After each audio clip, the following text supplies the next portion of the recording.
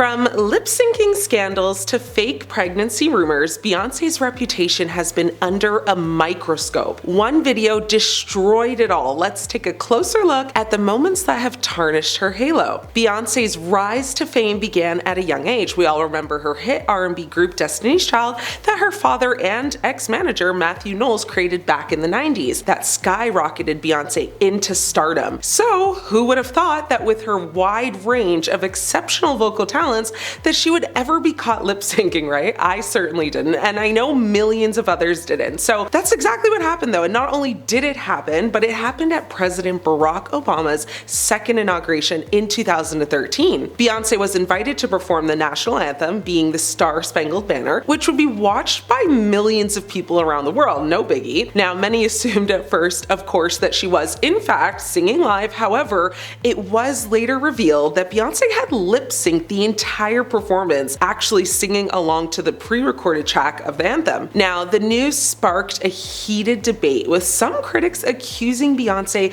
of being dishonest and lacking integrity, while others defended her, saying that the cold weather and technical issues made it necessary to use a pre-recorded track. Now, according to the Marine Corps band, the decision to use a pre-recorded track was actually made like minutes before the performance. Beyoncé also said that she had sung along to the track to ensure that the performance was flawless. Now, when she admitted that she had lip-synced, the singer said she's a perfectionist and wanted her performance for Barack Obama to be a memorable one. Now, she called the day emotional, and she went on to say, "I practiced until my feet bleed, and I did not have time to rehearse with the orchestra. Due to no proper sound check, I did not feel comfortable taking a risk. It was about the president and the inauguration, and I wanted to make him and my country proud. So I decided to sing along with my pre-recorded track," which is very common in the music industry, and I'm very proud of my performance. So, to be fair, and to her defense, the Star-Spangled Banner is notoriously difficult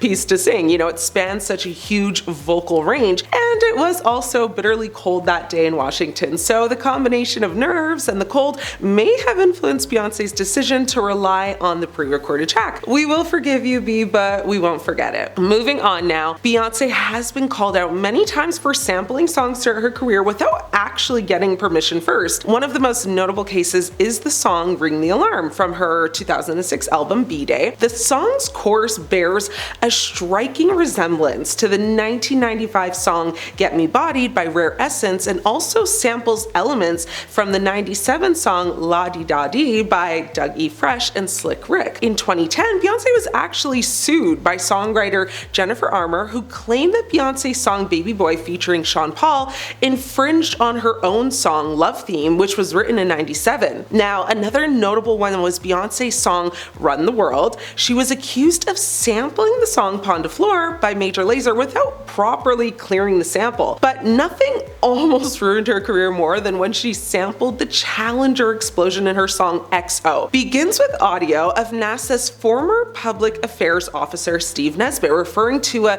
major malfunction involving the Challenger space shuttle, which actually exploded just a minute after its launch. NASA said in a statement to The Hollywood Reporter at the time, "The Challenger accident is an important part of our history, a tragic reminder that space exploration is risky and should never be trivialized." Now, in a statement to ABC News in December of 2013, Beyoncé explained that she intended for the audio to be a tribute to those who passed away aboard the Challenger. She said at the time, "My heart goes out to the families of those lost in the Challenger disaster. The song XO was recorded with the sincerest intention to help heal those who have lost loved ones and to remind us that unexpected things happen, so love and appreciate every minute that you have with those who mean the most to you." The songwriters included in the audio in tribute to the unselfish work of the Challenger crew, with hope that they will never be forgotten. Many critics didn't accept her apology or statement, and many just believed she was being tone deaf and inconsiderate, with one person online saying,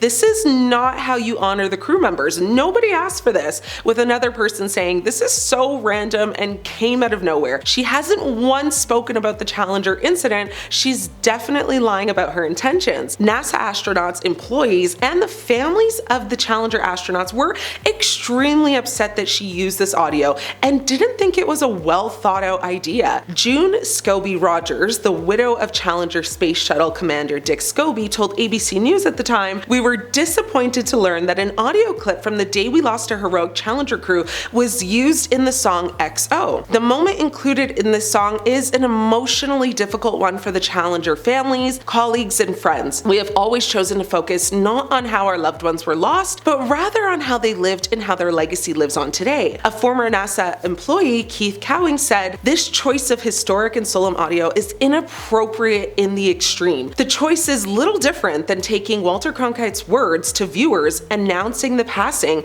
of President Kennedy or 911 calls from attacks and using them for shock value in a pop tune." Beyonce has never spoken out about this since, and because it caused such a media frenzy, people were not only upset about it, of course, but also ready to cancel her completely. It gave a vibe that she was using tragedy to sell records. Next up, we have Bumpgate. When Beyonce was pregnant with daughter Blue Ivy Carter, who will someday likely take over the world, rumors began spreading that 1, she faked her pregnancy with a prosthetic belly, and 2, had enlisted a surrogate to carry the child. A video that went absolutely viral overnight caused such chaos. The rumor mill went into overdrive when a video of Beyonce's high-definition interview with Australian's Sunday Night HD surfaced online, and honestly, it would have been a rather forgettable chat were it not for one moment at the start of the sit-down when a very pregnant Beyonce took a seat and her bump, well, took a break. When she sits down, you can actually see her stomach deflating,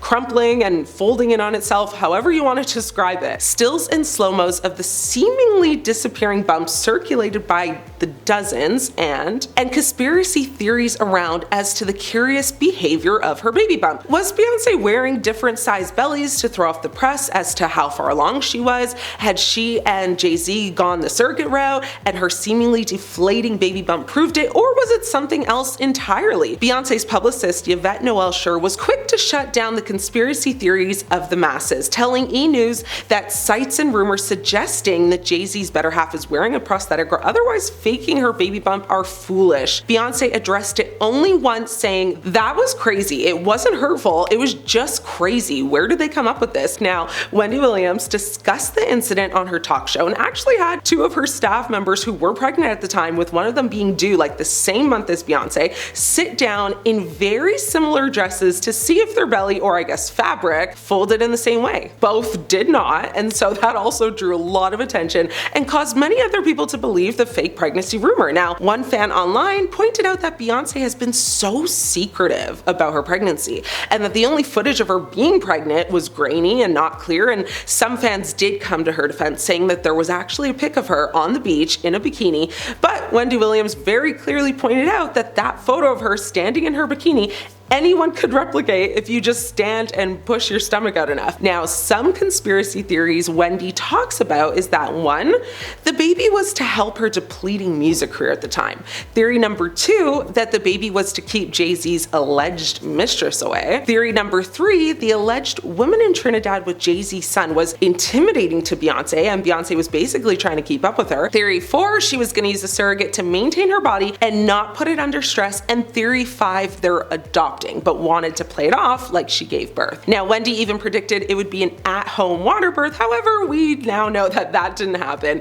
as Blue Ivy was born at Lenox Hill Hospital in Manhattan, New York on January 7th, 2012. Do you guys think she faked her pregnancy with Blue? Let me know your thoughts. I'm your host, Ashley. It's been great catching up.